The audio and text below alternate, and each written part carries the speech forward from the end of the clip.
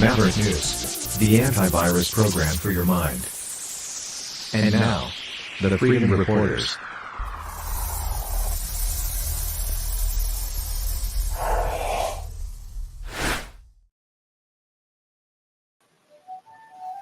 Hello, everybody. Welcome back to the Maverick News channel. I'm Rick Walker. Big news tonight. Some are saying mark this date on your calendar as the official beginning of World War III. I don't know if it will rise to that level, but it certainly may.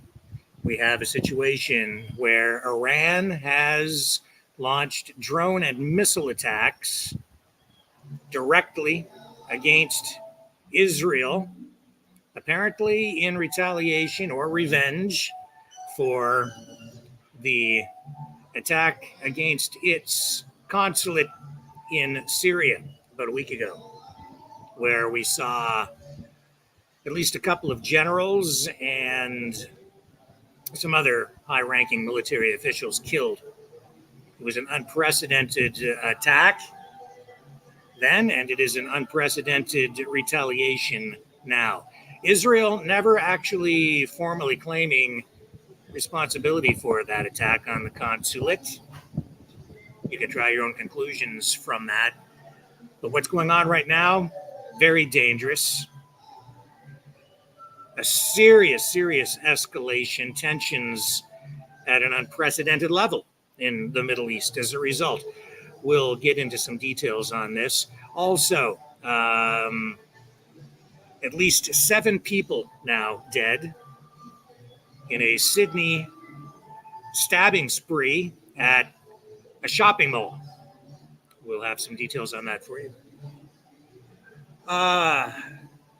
Those are the main stories. Also, I'm still in Costa Rica, and today I was checking out wildfires near here. Of real interest, I think, to especially people in California and especially in Canada, where wildfires have been a real problem, especially over the last couple of years. And I'll tell you about the situation here in Costa Rica. They're also having problems with wildfires. We have all that, and I think Lori might be joining us on the program at some point as well to help us make sense of what's going on with this situation between Iran, Israel, and as a result, the rest of the entire world. So stay with me. I'll be right back.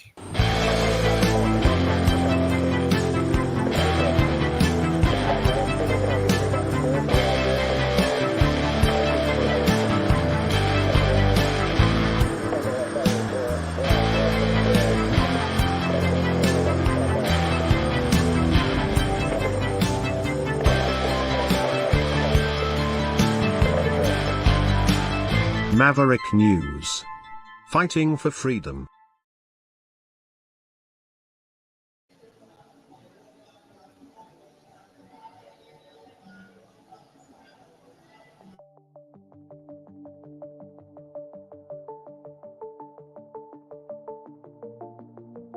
Greetings, brave Mavericks. Our quest for truth continues. We go beyond fake news. Together we expose propaganda. Together we pull others out of rabbit holes. We are maverick thinkers. We are all unique individuals. Defenders of individual rights and freedoms. Credible. Trusted. Grounded in reality. Maverick News. Maverick News. Defending free speech. Free speech. Donate at freedomreporters.com. Do it now. Tomorrow may be too late. Maverick News. The world is watching.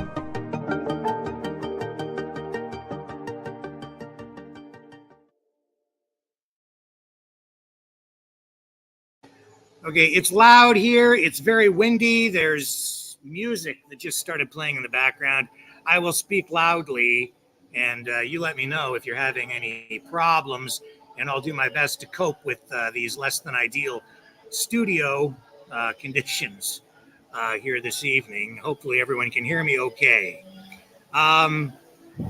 So, what's the situation right now in the Middle East? Well, Iran's Islamic Revolutionary Guard Corps says it has launched dozens of drones and missiles directly at Israel.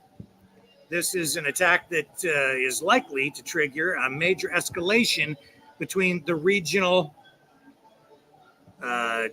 players in this. It's going to result, I think, very clearly into spillover in this Gaza conflict. Israel's military says that more than 100 drones, which Iraqi security sources were seen flying over the country from Iran, would take hours to reach their targets. Israeli Channel 12 says that some of them have been shot down over Syria or Jordan, but many of them are still airborne. Iran's state news agency is saying that a source is citing a source, rather, saying that its military has also launched a wave of ballistic missiles, also directly targeting Israel. Now, as I say, this is Iran retaliating, as they said they would, for what it believes is an Israeli strike on its Damascus consulate. That happened April 1st. It killed 7 guards, including 2 senior commanders.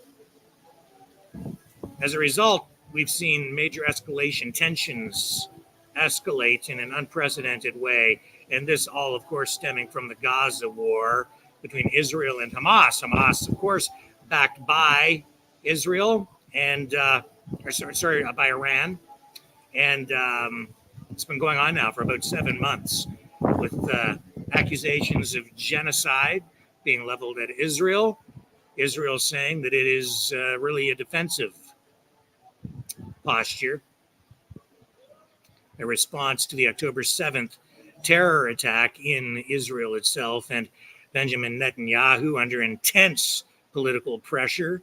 As a result, it isn't clear if he will even be able to survive this politically because of the hostage situation, with many people domestically within Israel blaming Netanyahu for not effectively being able to get those hostages back, and for what many people see as an intelligence failure, which resulted in the attacks, and in that way holding Benjamin Netanyahu responsible for what Hamas actually perpetrated on October 7th. It's a complicated situation.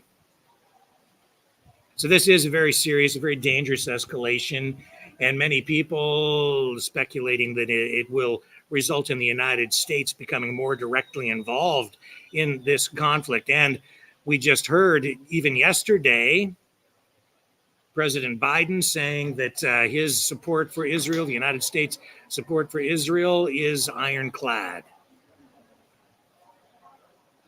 On the opposite side of that, you're obviously seeing Russia in alliance with Iran and relying on Iran to supply some of the weapons that are being used in Ukraine, especially those drones, those Iranian drones that Russia has been making use of.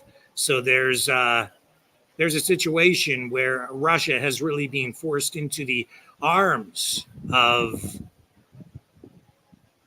Iran, just as Russia has been, I guess, allowed or maybe even encouraged to rush into the arms of China by United States foreign policy. The European Union, Britain, France, Mexico, Denmark, the Netherlands, others, all condemning Iran's attack tonight against Israel. Here's what it looks like. At least this is video we're receiving, being told that this is what the skies over Israel look like tonight. I'm not sure exactly how accurate this is or if this is fresh or new, but it's being presented as new. Take it all with a grain of salt. We are at war, and this is an information war as much as anything else.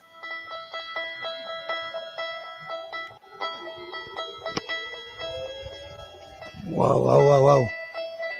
ממעל אדומים, יש ממעל אדומים.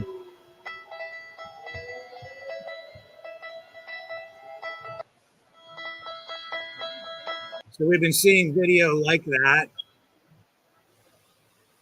over the last number of days.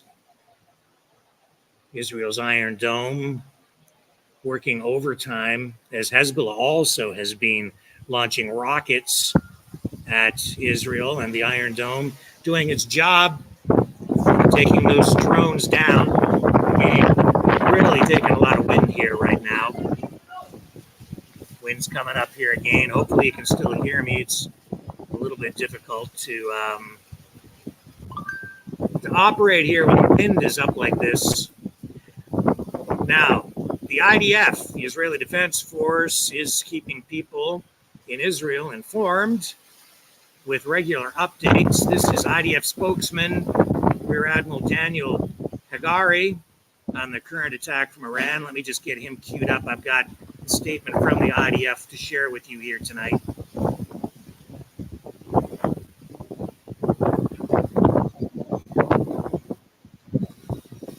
Okay, here we go. Statement from the IDF.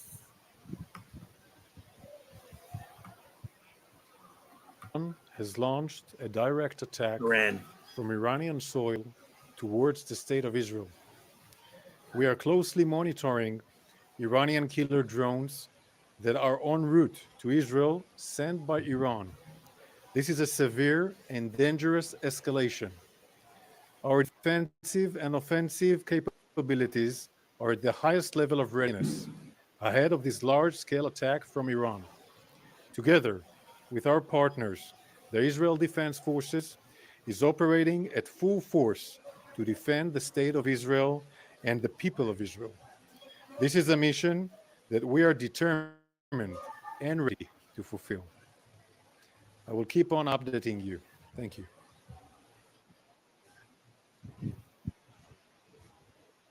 We'll continue to follow the IDF updates and share them with you as needed through this broadcast. In addition to that, it's interesting to note that the former Israeli Prime Minister Naftali Bennett was just in Canada at the Canada Strong and Free Networking Conference, where he was asked to share his review, his comments on what happened on October 7th. I thought I would cue some of that up. He provides some insight into how he views the alliances and the axis that has developed as a result of the current political and situation and war posturing that we're seeing in the Middle East here. Here's the former PM at the Canada Strong and Free Network Conference talking about just that. That's occurred for hours and hours helplessly. And that's exactly what happened. We're very used to terror in Israel. A terror attack usually is winded up within 20 seconds to 5 minutes by people that are around the event. That's the cost of living in Israel. It's not that bad. I mean, but shame on us. There was a total meltdown of institutional Israel. Nothing was working well. And from my point of view, at 6:30 in the morning, sirens. I live in a suburb of Tel Aviv, a very nice community. Very rare to have sirens there. We went down, my wife and 4 kids and the dog, Lichi, down to the shelter. And when it was a Sabbath morning, a Saturday morning. I'm an observant Jew. When I came back to my room, I turned on my cell phone, and I began getting on my cell phone at about 7:15. I began getting messages from a kibbutz called Kfar Aza. Just as way of background, how did they have my cell phone? How did they know my number? When I was a minister in the previous years, every time there was a round of conflict and rockets were shot at Israeli communities in the south, I had a habit. I'd go and sleep over at someone's house. Almost randomly, I'd bring one thing, a toothbrush, because I wanted to be with them under fire and feel what it is. And I always love handing out my cell phone to people. You know why, by the way? Because that way you get real information and quick. If you wait for the hierarchies of the bureaucracy of government, you get wrong information late. So that's what I always do. I bypass all the anyway. So I get these messages 7:20 in the morning. Bennett, help! There's terrorists outside. I'm from Kfar Aza, and I'm like shocked. And then another one, and I assume there's a massive attack on the kibbutz. I wasn't aware that it's a broad. So I called up the leadership of Israel, the military leadership, and said, "Get the heck down! Get soldiers down there." And I assumed within minutes it would be solved. But then they placed me in a WhatsApp group of the kibbutz members. So I saw everything that's going on. Ultimately, I got in my car, drove to my former military reserve unit, and tried to speed up people going down. What happened is that at the beginning 6:29 in the morning, roughly 3,000 terrorists armed with machine guns, with thank you, armed with rockets, missiles, hand grenades, breached the fence at about 50 different places and attacked roughly 55, 60 different communities at the same time. And butchered for hours and hours Israelis. What they did during those first hours, usually they came in, they took the cell phone of one of the victims, told him open up a Facebook Live session, and they filmed the whole thing live on Facebook, and Israelis all across Israel began seeing what's going on. There were several cases of parents who saw their kids being murdered, and then the parents murdered, all alive. Many cases of whole families being burnt alive. There were cases, over a dozen cases of rape, and many more cases of other atrocities. There were babies that were murdered. So that's the one half of the story. The other half of the story, which is really important for me that you know, is not of the failure of Israel, of institutional Israel, but of the incredible courage of the people of Israel, of Am Yisrael, the people of Israel.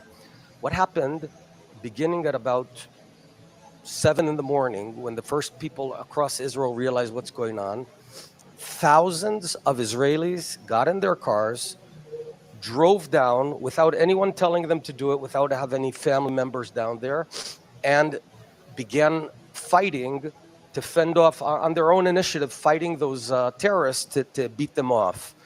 And they came from all the way from the north, from Tel Aviv, from Jerusalem, from Haifa, from Beersheba.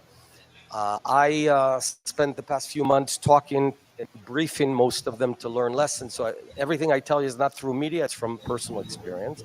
Let me give you one example, but it's very reflective of everyone. A guy called Elchanan, 42-year-old guy that lives near Jerusalem, a bit chubby. So he heard what's going on. He happened to hold a pistol. He called up his brother and their nephew. The nephew had a rifle because he was on leave from the army. Got in a car, drove down to one of the kibbutzim called Be'eri. For 16 hours straight, these three men knocked on a door of a family, evacuated them from their home in the kibbutz to the entrance of the kibbutz, which was already secure, under fire, went back to the next house, back and forth, 16 hours. These three young men saved 100 lives.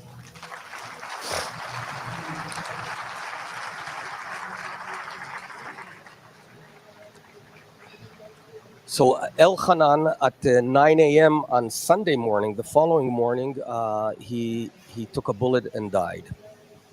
He left 5 children behind. I visited his family at the Shiva visit. Later on, his cousin fighting in Gaza also fell and died.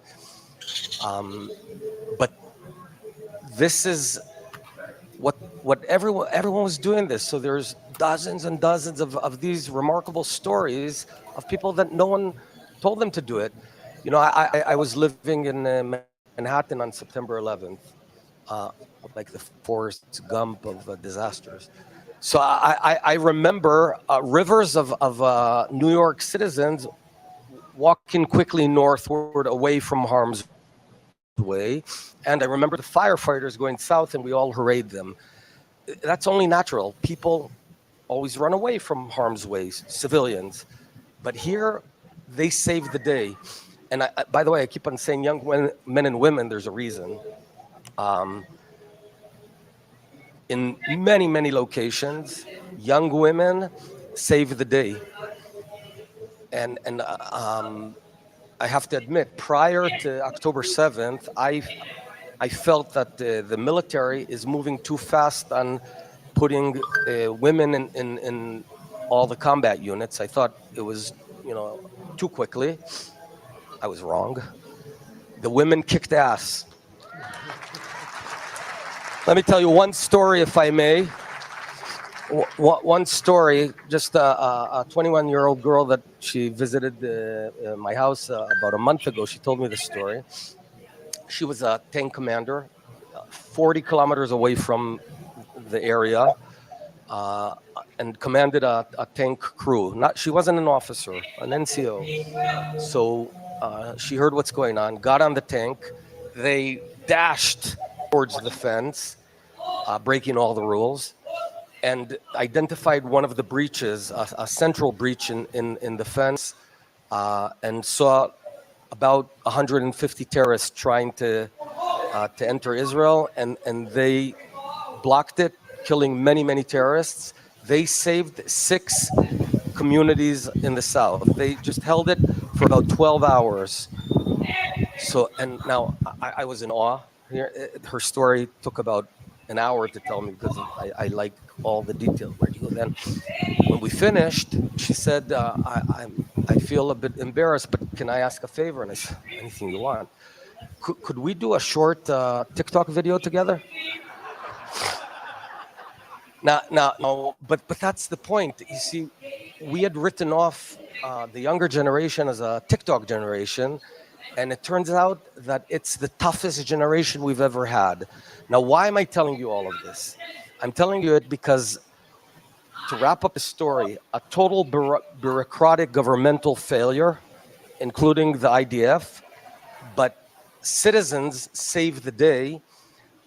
Give you a data point. There were actually 4 massacres altogether in 3 kibbutzim and the party at Nova. There were another 50 plus battles.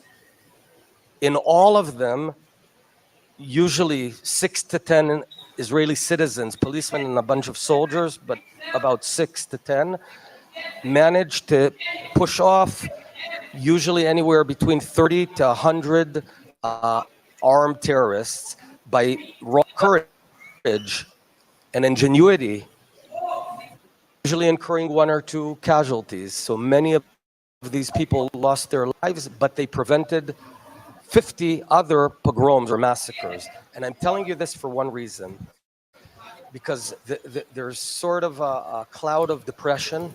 Israelis are now in trauma, and understandably, I think, and I accept that, but here's the bottom line. We have a nation with an amazing DNA. We knew that they're really smart and agile and startup nation and clever. That we all knew. What we didn't realize is how tough the younger generation is, how idealistic they are, how willing to sacrifice they are. And that combination is a killer combination, which gives me all the optimism that we're going to pull out of it and succeed.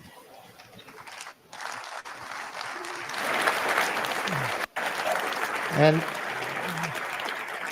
what the Prime Minister did not say is after all the trauma was over and the confusion was over, there were 1,400, give or take, dead people Some of them dismembered in such horrible ways that it took dental records and all kinds of other things before they were able to figure out who they were.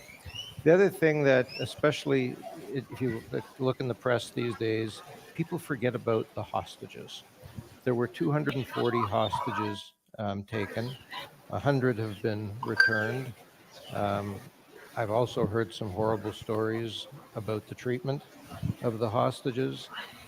Also surprised that no one from the UN, the Red Cross, usually in situations like this, they go in and they get to visit them.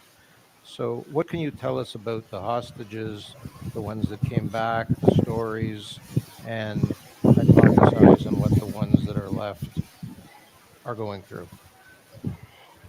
So I spoke to many hostages that returned. Um,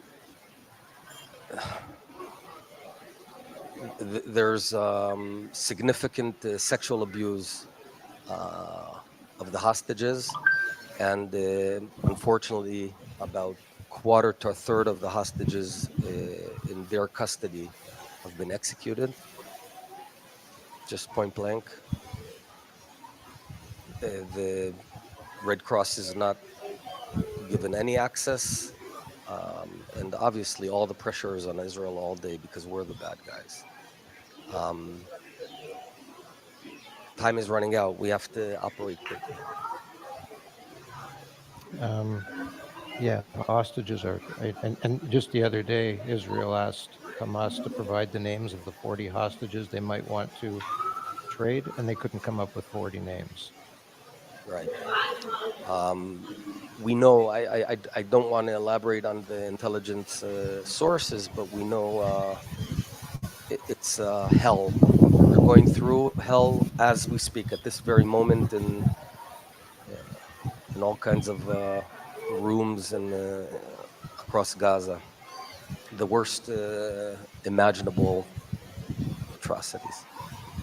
Before we get on to sort of the geopolitical and the global issues, there's still about 150,000 Israelis today who cannot go home. They either were living in the Gaza envelope or they were living in the north up near Lebanon. Rockets are still coming. Um, they're traumatized. What does normal look like? Is there a normal? Are they going to be able to go home at some point? So indeed, right now, tens of thousands of Israelis, both from the south of Israel and from the north of Israel, are displaced. They're living in temporary locations, usually hotels, getting education and all the service there. But it's incredibly unpleasant. It's also not good for the family structure and for work and for everything.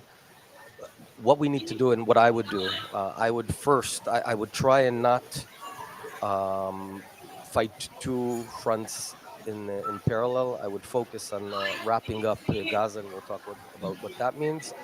Then take care of the north, either with force or hopefully without, by having a credible military threat to push Hezbollah away from the border. Just as a way of understanding, we're in a war with Iran. It's Iran who's fighting us. Iran doesn't have a joint border with Israel. Iran is 1,000 kilometers east of Israel, but it's an octopus of terror that sends its arms through proxies to fight Israel on our borders. So Hamas and Islamic Jihad in Gaza are Iranian proxies. Hezbollah in the north is an Iranian proxy. The Houthis in Yemen, for heaven's sakes, the Yemenites, what are they? What business do they have with us? We're writing it down. We're not going to forget. There will be a time to close um, the open sheet here. So what I did as prime minister, I had a doctrine which I call the octopus, the Iranian octopus doctrine, which said that we should try and avoid skirmishes on our border and rather redirect our energy to weakening Iran. So ultimately, this regime will collapse.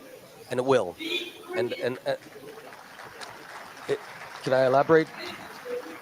I want to explain why this is not wishful thinking, but it's an inevitable thing, though it could happen in 3 months, 3 years, or 30 years. So it depends a lot on our actions. Iran, not only is it a radical ideology, but as a government, it's a bit similar to the Soviet Union of 1986, 87. It's a corrupt, very incompetent government, despised by almost all the Iranian people. Very soft empire of lies, of internal lies, and hence it will collapse. The people hate it. There's, but a lot to accelerate that collapse. We could, and I'm not talking about, I'm talking short of a military attack, huge economic sanctions, cyber, overt, covert, empower the opposition there, much like the CIA did to help Lech Walesa and others in the countries of the Soviet bloc, and ultimately it will collapse. We need to do this quickly enough before they reach a bomb. So it's sort of a nuclear bomb, a race between the nuclear bomb and the collapse of the regime. I'm a bit frustrated with the West, who seems to be kissing up to Iran all the time, which is really stupid. There's an axis of North Korea, China, Iran, and Russia. And clearly that's a very sinister axis that we need to fight back, not by trying to give gifts and alleviate pressures, but quite the contrary, go all in. And I think all governments, including the Canadian government, ought to adopt this. And it doesn't require war. Remember, America and the West never had to bomb the Soviet Union, but it did have to apply pressure and, most of all, moral clarity. President Reagan was very clear who's good and who's bad. There aren't two sides here. There's an evil side, and that's that axis that I described, and there's the good side, and that's us. So when you're very clear about it morally, then you can act, and we can win this. Great. We'll end that one there. Take a short break. Come right back. We've got more as our coverage continues on Iran's strike against Israel using drones. I'll be right back.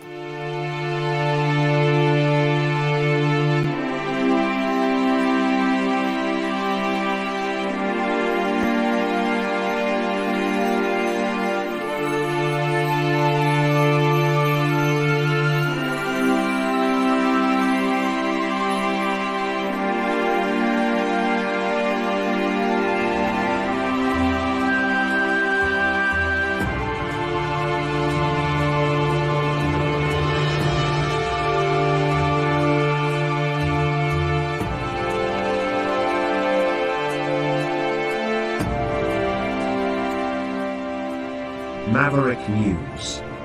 The world is watching.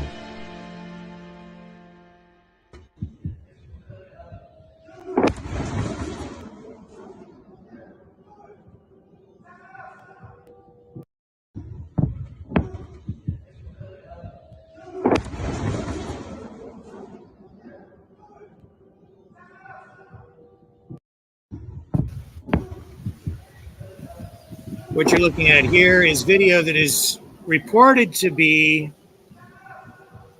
drones striking targets inside Israel, penetrating the Iron Dome. This is unconfirmed, but it is being reported as such. I would caution everyone again, before taking this as absolute fact, remember that we are at war. It is an information war, and while this appears to be authentic, it is still early, and I have not had time to confirm this. It is being shared on many sites tonight, so I share it with you here as well.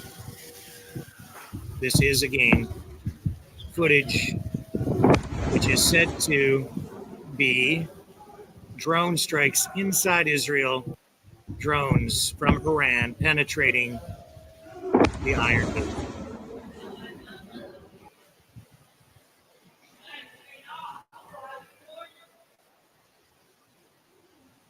This obviously creates a whole new political situation in the Middle East, because Iran has never attacked Israel in this way before.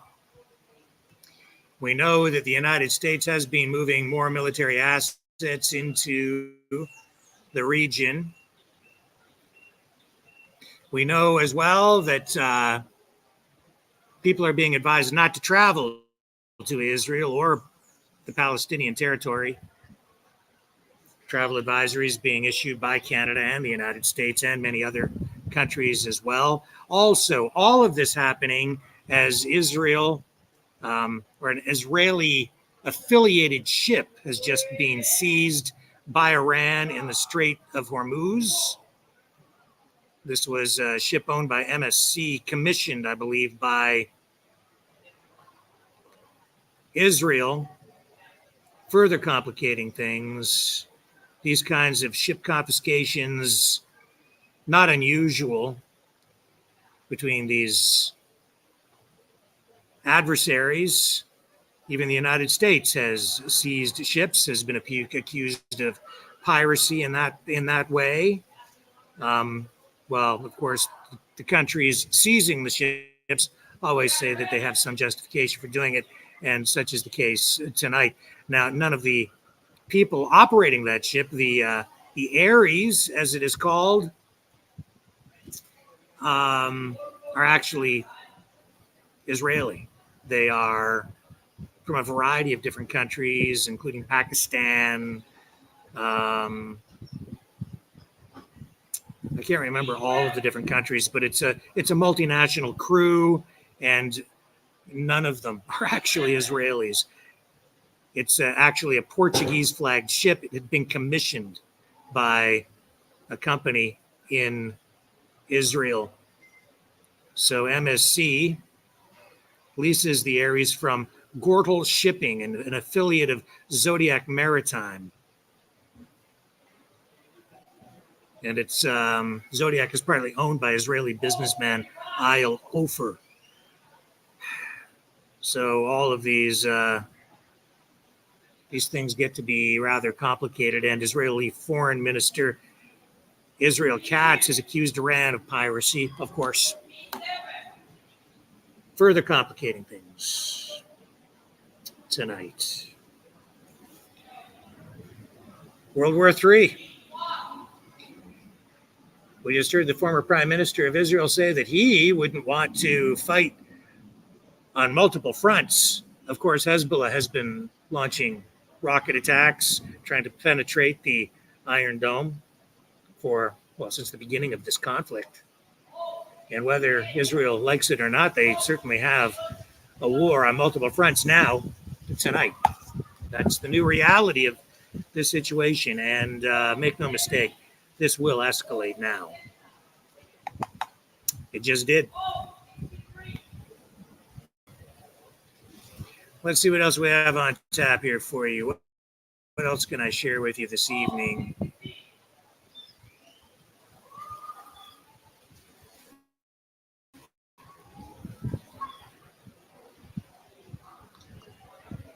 Well, all that's been going on. Of course, we have protests in Toronto. I believe there was dancing in the streets with these pro-Palestinian protests that we see virtually every day. And they ramp up, of course, every weekend now. So there was a lot of activity in that way today. As soon as news broke that Iran had launched these drones and missiles targeting Israel directly, People in the streets protesting were, of course, overjoyed to hear that. Let me see if I can find you a little bit of footage of the protests there today. Computer's a little bit sluggish here because, of course, we are on location out here in Costa Rica. And very, very windy here. So again, sorry about any wind noise. Here we go. So I know that the protesters were climbing up on heavy equipment. And of course, igniting those smoke grenades, which pump out Israeli colors. And here's a little footage from Kareem Assad, who, of course, does great work covering these protests, especially in the Toronto area and even beyond often. And this is what it looked like when news of Iran's attack Israel. Here it is. This is on the streets of Toronto.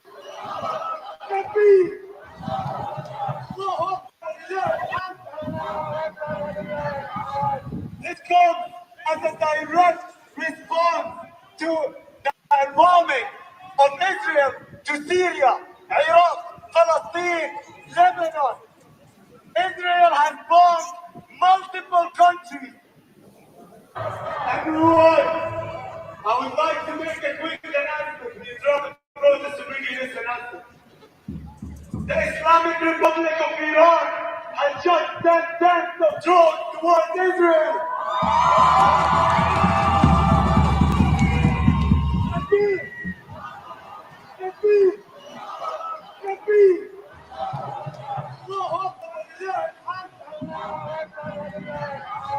This comes as a direct response to the bombing of Israel to Syria, Iraq, Palestine, Lebanon. Israel has bombed multiple countries. It was Toronto today. Just a small sample of what was going on there.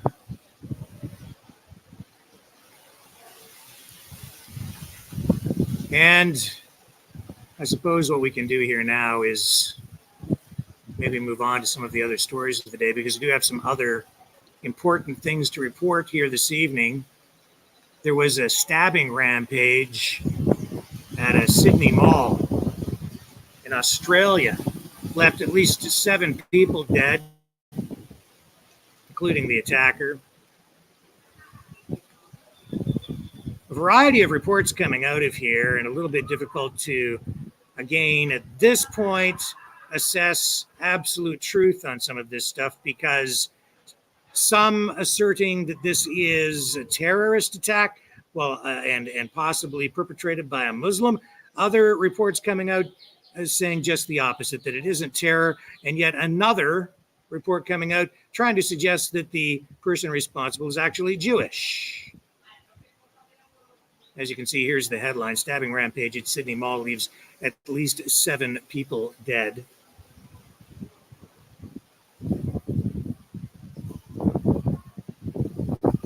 The attacker ran through the mall. I do have a picture of the perpetrator.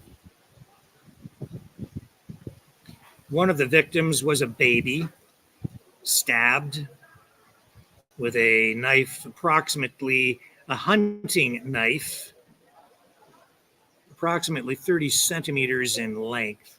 Here's a picture from a security camera of the person allegedly responsible.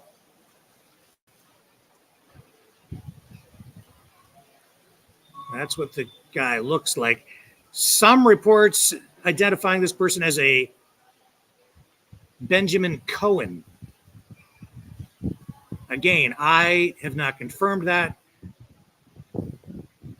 It's just the information that is circulating online tonight. And that has sent shockwaves not just through Australia, but really around the world. And why this particular attack is getting the attention that it is, I'm not exactly sure. Because we have had, in the United States, for instance, many, we see multiple mass shootings sometimes in a month, involving sometimes even more victims than this. This particular attack, though, getting a lot of attention. So that's piqued my interest, not so much just because of the horrific nature, but the level of attention it is receiving through media around the world tonight. That's another one we're just going to have to continue to follow, because I'm just not really sure what to make of it yet. And with all of these stories these days, it's my view that it's better to err on the side of caution and be right, correct, accurate, than to be first and be wrong. Here's a picture of the baby that was stabbed. What would possess a human being to stab a baby? Beyond me. Here's the caption on this. First time mom Ash Good threw her injured baby into the arms of strangers, begging them to help, despite her own horrific injuries, which later claimed her life after both being stabbed at Westfield Bondi Junction in Sydney, Australia. And there's the child with the mother, who is now deceased.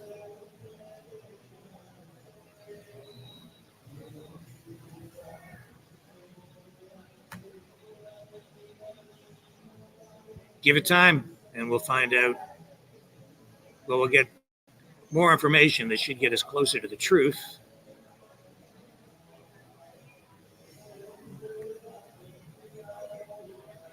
Horrific.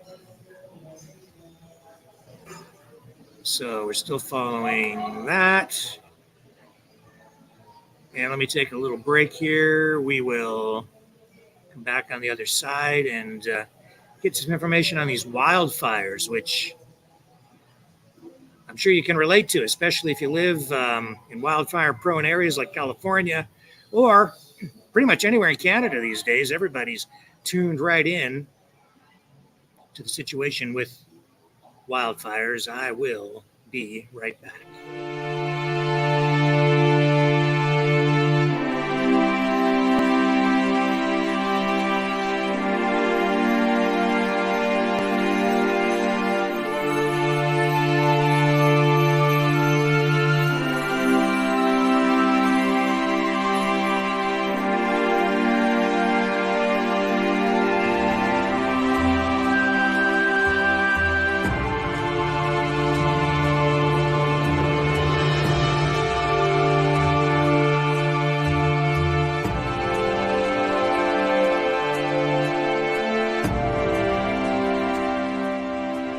Maverick News. The world is watching.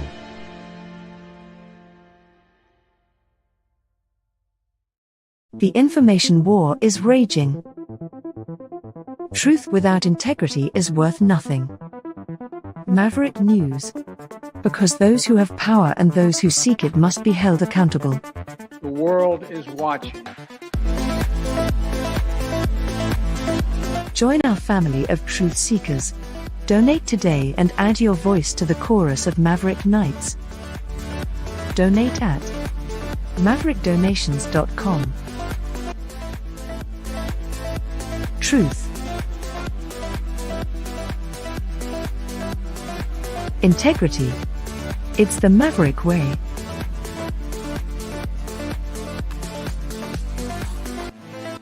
Maverick News. The world is watching.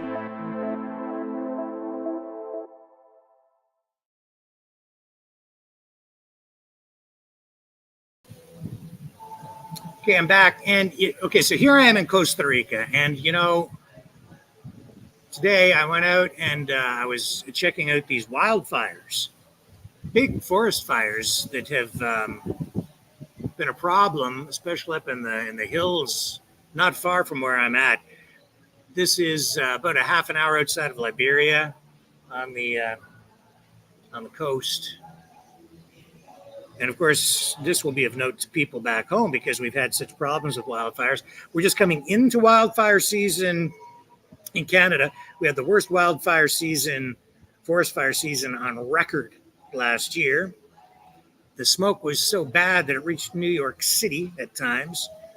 I saw smoke from wildfires in Western Canada and Northern Ontario, all the way down in Southern Ontario. I've never seen that before. That was not just unusual, but also unprecedented. But, you know, they have similar kind of problems here. Here are some, well, here's a little bit of video that I shot from a distance, first of all, today, of this wildfire up in the hills. This is probably about half an hour from where I'm staying.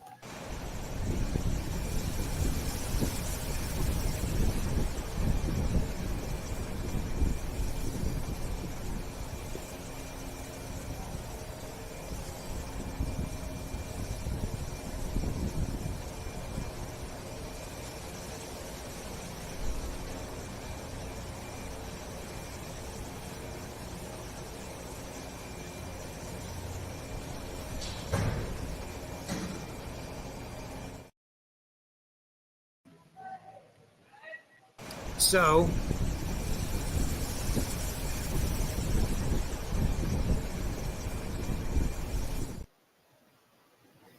what can I tell you about this? I can tell you that in just a week, more than 700 hectares or 1,700 acres of dry tropical forest have been affected by these wildfires. In this area of Guanacaste, flames have run through 3 major national parks of Costa Rica: Guanacaste, Santa Rosa, and some other nearby areas. And they're checking this out. The officials here, they think that some of these fires may be acts of arson. I was speaking to local people who also indicated that these fires are often the result of farmers who burn to clear land. And today, for instance, was a day which was very windy, and under these conditions, these fires spread like crazy. And that is exactly what I saw happen up in the hills, not too far from here, way over there. Fires started there in the morning and spread all the way across by the end of the day. Here's, I've got some still images to illustrate this for you. Pretty crazy.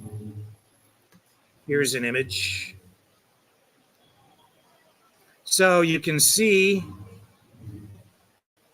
that these fires are burning tucked down into like a gully there, and all the smoke rising up. And the pictures don't do this justice. Like, it doesn't give you a completely accurate depiction of how severe these fires are, because as the smoke is drifting up and it gets up against the blue and white bright sky, you don't see the smoke to the intensity that it is really present. Here's back further from the top of a nearby building, so I can get up over top to get you a clearer shot. This is a little bit closer in, and you can see that again, tucked down in this gully. A lot of foliage, a lot of trees burning. This is, in this area, the sort of the end of the dry season, where the risk of these wildfires is at its height. And if you look around here, this is a common problem, because if you look up into the mountains and the hills, what you get is what you're seeing. I see it's all brown. It's all very dry, and you can see that there isn't a lot of old growth on any of these in any of these areas, because I think they have these fires happen quite often. Now, also here, it doesn't appear as though they have anywhere near the firefighting capacity that we do in Canada, or in certainly the United States. No water bombers here that I've seen today. I know there are fire crews up in the hills fighting these fires, but they didn't seem to make any headway at all today trying to extinguish these flames. So firefighting crews are said to be exhausted and waiting for reinforcements, according to local officials. And some of the areas affected by these fires are only accessible by foot, and the trek involves sometimes walking 3, 5, 10 kilometers through wildlife trails. A helicopter has been deployed to support the firefighters in this area, so I've been observing that as well.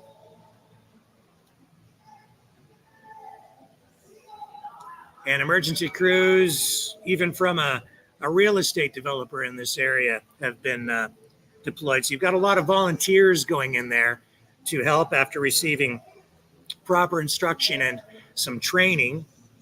But as I say, they don't have the resources here to battle these blazes like we do back in Canada. And so in many cases, it appears that these fires are really just left to burn and extinguish themselves over time as the fuel is extinguished, or exhausted, I should say.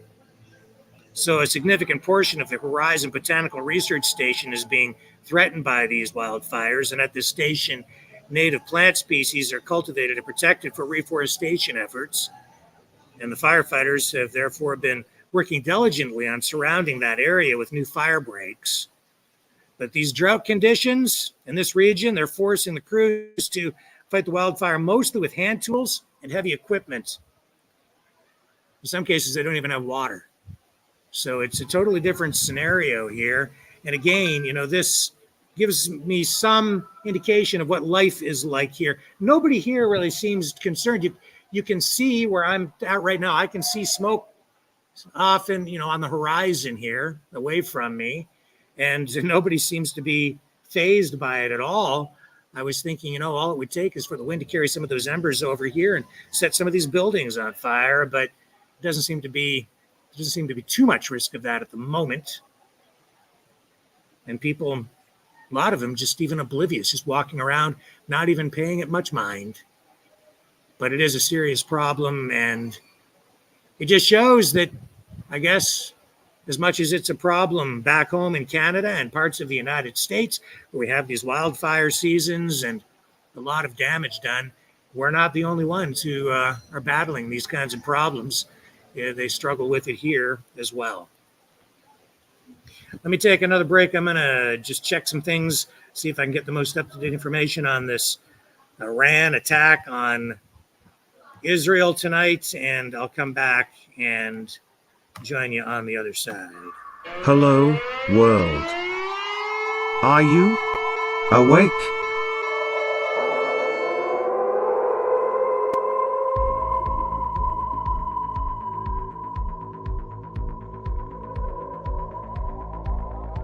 Uniting humankind by liberating millions of minds at a time.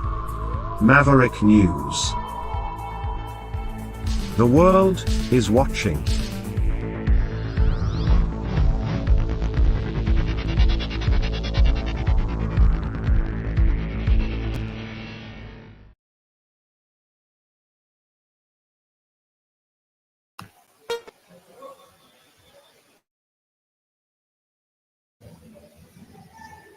Okay, so I know that in Canada, Justin Trudeau has been briefed on the situation in the Middle East. Of course he has been. But while all that is going on tonight, it's the press dinner, the annual shindig, where Prime Minister dines with the mainstream media, the mainstream legacy media. We'll monitor that for you as well, and probably have some comments on that for you tomorrow evening. And Iran also issuing a very serious, it sounds anyway, a stern message to the United States tonight, saying that if the United States takes any action against Iran in response to this attack against Israel, it will be met with a swift response and instant remorse, is, I believe, the correct translation.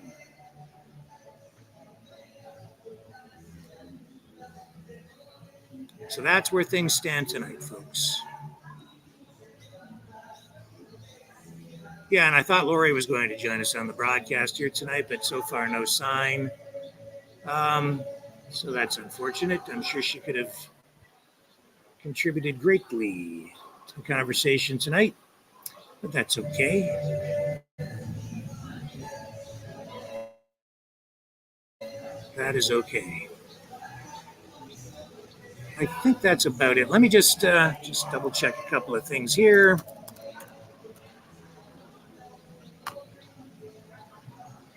As we prepare to wrap things up. Yeah. Escalating tensions, man.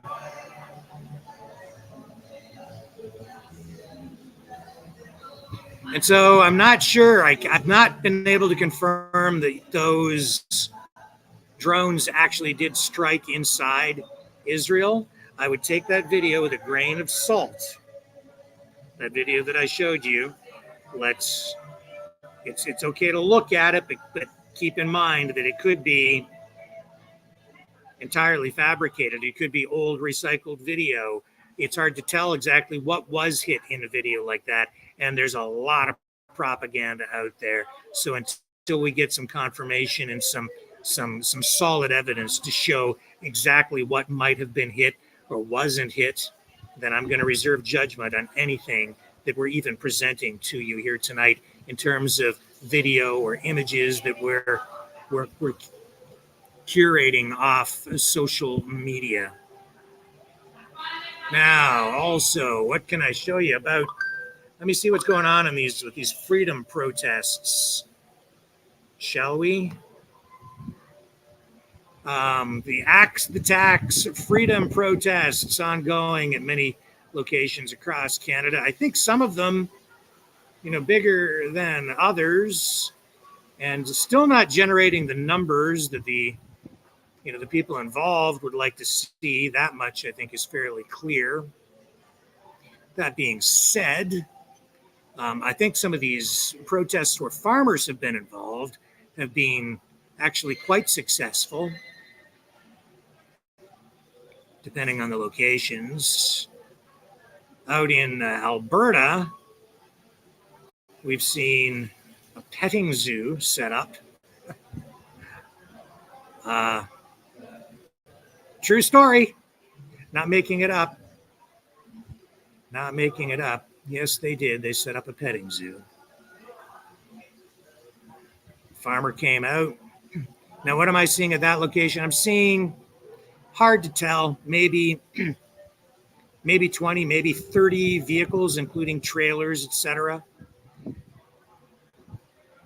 Including a guy who showed up in a tractor that I think he drove, a 1970s Massey Ferguson tractor that he drove all the way there over an 18-hour period to join the Axe the Tax protest. And there's the petting zoo. Again, personally, just my personal thing, I would not take my kids there to the side of the Trans-Canada Highway to a protest. I don't think it's a great place to take kids or pets.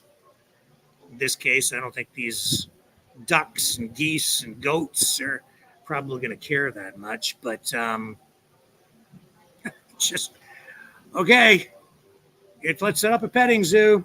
Well, I think you understand the strategy there, right? Yeah.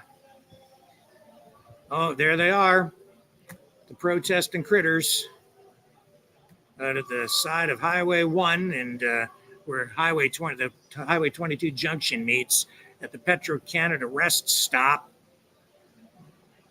And then, of course, this is on a service road connected to like a service area where truckers, motorists can pull over and have a rest. And that's where this particular protest is located, the Axe the Tax protest. And so it's ongoing. I believe this is day 12, I think. So, yeah. Now, again, personally, and I'm just going to restate this because this is on the side of, get this through your heads, okay? This is on the side of the Trans-Canada Highway, and the vehicles are not slowing down. Now, they are in a side area where they're parked away from the highway. Nevertheless, if you take your dog and it gets off the leash, bad things can happen. That's all I'm saying. And you take your kids there, why?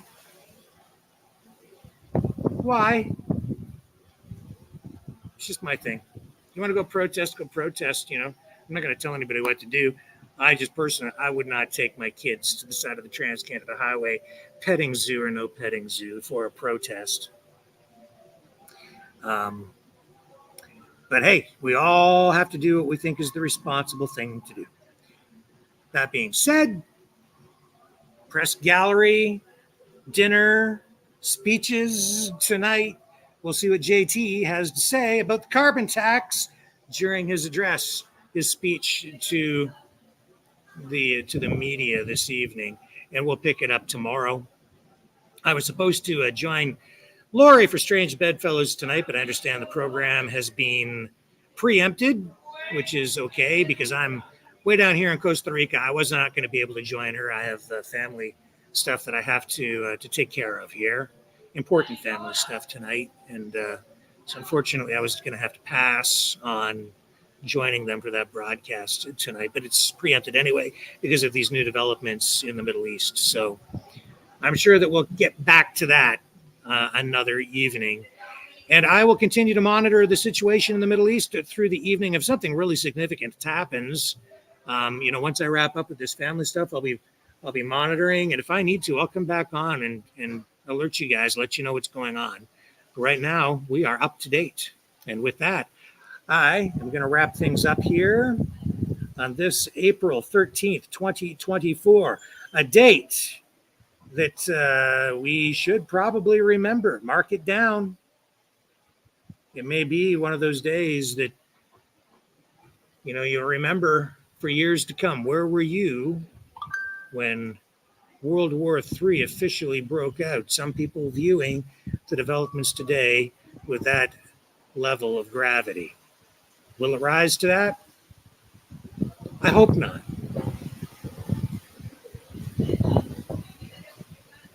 Pray. Hug the people you love. And let's hope for better things tomorrow. Love you guys. See you tomorrow night on the flip side.